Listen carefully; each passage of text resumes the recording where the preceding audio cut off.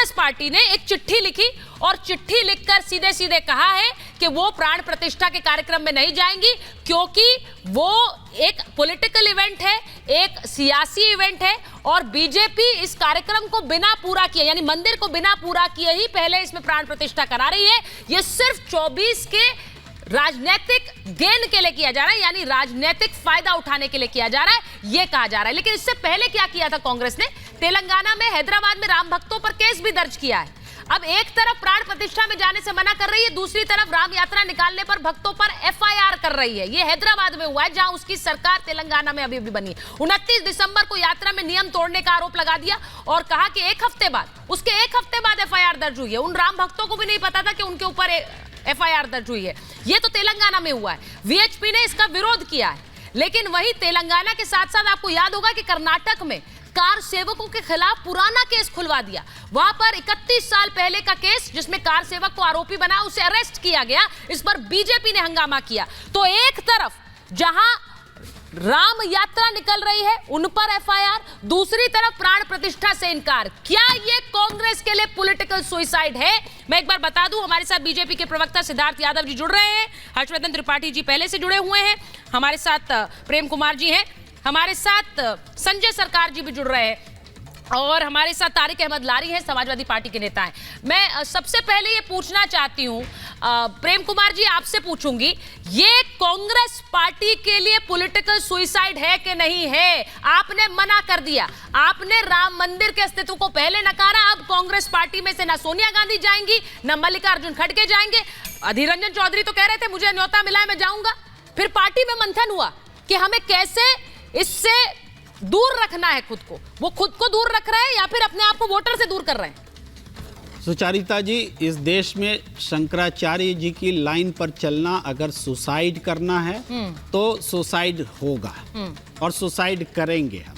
शंकराचार्य जी, जब हमारे चारों शंकराचार्य जी कह रहे हैं कि विधि पूर्वक वहाँ कुछ भी नहीं हो रहा है और इसलिए हम वहाँ नहीं जाएंगे, तो इसको और राजनीतिक तौर पर राजनीतिक पार्टियों ने इसको राजनीतिक कार्यक्रम माना है, तो इस लाइन पर खड़ा होना, अगर सुसाइड करना है तो सुसाइड होगा, ये हम कहना चाहते हैं। और एक सही स्टैंड, सही फैसला शंकराचार्य जी के साथ चलने का ये कांग्रेस पार्टी ने लिया है। जहाँ तक अभी एक और खबर आप बता रही थी कि राम भक्तों पर एक्शन हो रहा है। अरे राम भक्त किसको कहते हैं? हनुमान जी राम भक्त थे।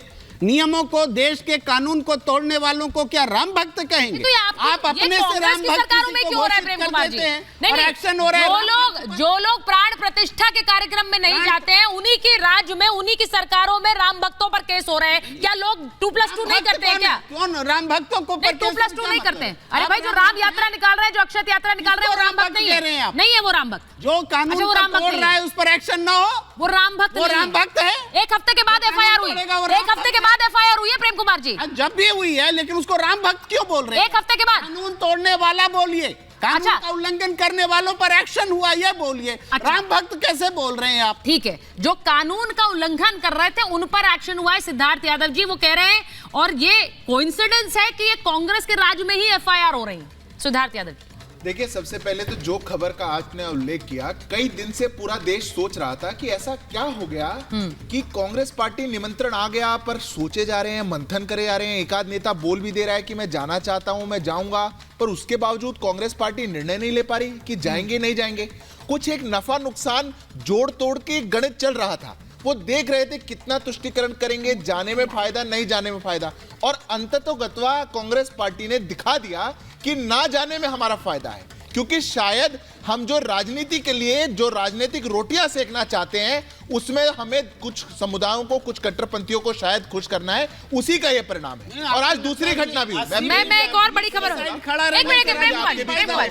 मैं आपके बीच में नहीं बोला प्रेम जी, आप सुन लीजिए, आप फिर उसके बाद बोलिएगा। एक प्रश्न है, आप उसके बाद बोलिएगा। मैं बोल रहा हूँ अपनी बात प्रेम जी, मैं पूरी बात बोल रहा हूँ, आप उसके बाद बोलिएगा। आज एक घटना और, वो सही है, वो अभी आए हैं, बोलने दीजिए। एक घटना और, उसके बाद आप एंकर नहीं है, सुन लीजिए। एक घटना और हुई। आज स्वामी प्रसाद मौर्य जी भी कुछ कह रहे हैं। वो कह रहे हैं कि जो कार सेवकों पर गोली चली थी वो बिल्कुल ठीक हुआ था। मतलब कल भी हमने गोली चलाई तब भी सीना ठोक के बोलते थे कि बहुत बढ़िया हुआ। आज भी उसको जस्टिफाई कर रहे हैं कि बहुत बढ़िया हुआ। अगर ये देश के 500 साल के संघर्ष का अपमान नहीं है तो क्या है? और कांग्रेस पार्टी किस तरफ खड़ी है? आज उसने तय कर दिया, देश के सामने साफ कर दिया कि हम खड़े हैं इधर, आप चाहे कुछ कर लीजिए, हम तो इधर ही खड़े हैं, ना हम पहले राम के साथ थे ना हम आगे होंगे।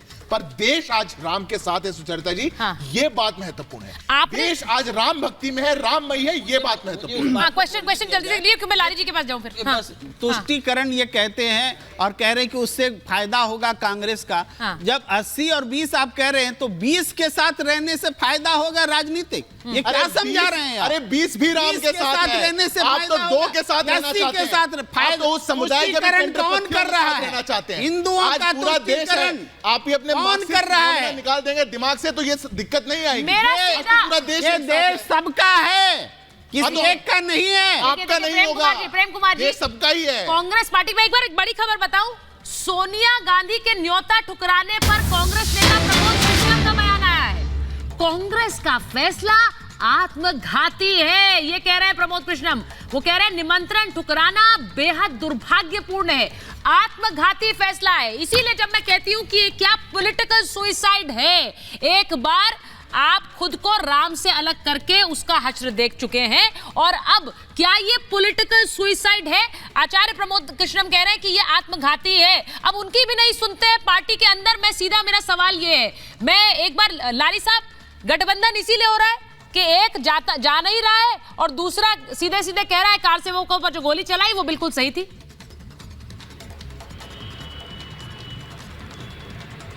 मैम, पहली बात है कि संविधान और कानून की रक्षा करने के लिए जो भी करना पड़ेगा वो किया जाता है। ये गवर्नमेंट, हर गवर्नमेंट करती है, चाहे बीजेपी की सरकार हो, चाहे कांग्रेस की सरकार हो, चाहे समाजवादी की सरकार हो, चाहे जनता दल की सरकार रही हो, चाहे जिसकी सरकार रही हो, पूरे विश्व में यही होता है।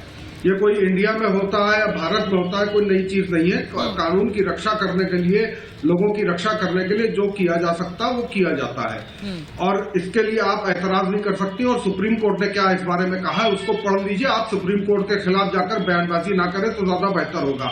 आप सुप्रीम कोर्ट की अवमानना कर रही हैं, आप भी, आपका चैनल भी, और आपके चैनल पर बैठकर जो सुप्रीम कोर्ट के बिल्कुल नहीं है। लारी जी प्लीज कृपया ये पाठ ना पढ़ाएं यहाँ पर आकर के हम क्या कर रहे हैं। हम कोई भी ऐसा काम नहीं करते हैं जिस पर आप उंगली उठा सके या कोई और उंगली उठा सके। आपको क्लियरली बता दूं, नहीं ये पाठ नहीं पढ़ना मुझे। मैं आपको बताऊंगा। नहीं, आप मुझे बिल्कुल अच्छी तरह से पता है मैं क्या बात कह रही हूँ और मैं कोई कोर्ट का, किसी कोर्ट का अवमानना नहीं कर रही हूँ। हम तो उनके साथ भी खड़े नहीं होते हैं जो कोर्ट की अवमानना करते हैं, लेकिन आप करते हैं सुप्रीम कोर्ट के फैसले को। आप करते हैं सर। मैं आपको ये क्यों कह रही हूँ, आपके नेता सीधे सीधे कह रहे हैं कार सेवकों ने गोलियां चलाई, वो सही है। एक मिनट, ये बताइए, कार सेवकों पर गोलियां चलाई वो सही है, बीजेपी के आदेश से हो रहा है। कार सेवकों पर गोलियां चलाई सही है, उस पर बोलिए पहले। पाठ मत पढ़ाइए लारी जी, पाठ मत पढ़ाइए, मुझे बहुत अच्छी तरह से पता है क्या सही क्या गलत है। राम मंदिर, कार सेवकों किसके ऑर्डर पर राम मंदिर का निर्माण हो रहा है? बात नहीं हो रही, सबको पता है किसने ऑर्डर किया है। आप क्या पाठ पढ़ाने आते हैं क्या डिबेट पर? मैम बिल्कुल कार सेवकों की बात हो रही है। कार सेवकों पर गोली चलाना सही है, इस पर बात करिए। आपके नेता जो बयान दे रहे हैं, कानून को बचाने के लिए क्या किया जाएगा? अभी कोई आपी के वहाँ हमला कर दे और पुलिस वहाँ पे रहेगी तो पुलिस क्या करेगी? कह दीजिए ना कि ठीक था, आपके नेता ने कह दिया, नेशनल टेलीविजन पे दूसरा चेहरा, यहाँ जलेबी मत बनाइए ना, खुलकर बोल दीजिए कि हाँ गोली चलाई थी, फिर मौका लगेगा फिर गोली चलाएंगे, बोल दीजिए।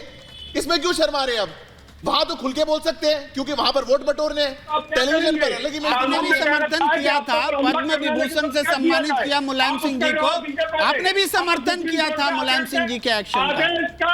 आप मजाक उड़ा रहे हैं। अच्छा। आप यहाँ बैठकर सुप्रीम कोर्ट की आदेश पर टिप्पणी कर रहे हैं। नहीं, आपको लगता है लारी जी, मैं एक चीज बड़ा क्लियर कर, क्वेश्चन तो आप खड़ा कर रहे हैं बार बार। एक चीज बड़ी क्लियर कर देती हूँ लारी जी, आपको ऐसा लगता है कि यहाँ टेलीविजन पर आकर आप बड़ी बड़ी बातें करेंगे, कहेंगे देखिए ये कोर्ट की अवमानना कर रही हूँ, बाकी सब डर जाएंगे। हमें बहुत अच्छी तरह पता हम क्या कह रहे हैं और क्या कर रहे हैं लारी साहब।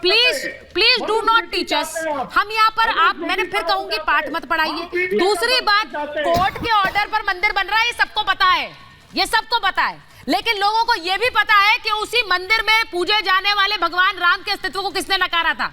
लोगों को यह भी पता है कि कार सेवकों पर गोलियां किसने चलाई थी, तो वो भी याद कराइए ना सर। वो क्यों नहीं याद कराते हैं? ये बार बार याद दिलाते हैं कोर्ट के ऑर्डर से बन रहा है, कोर्ट के ऑर्डर बन रहा है, सबको पता है सर, कोई बच्चा नहीं है यहाँ पर, ये सबको पता है।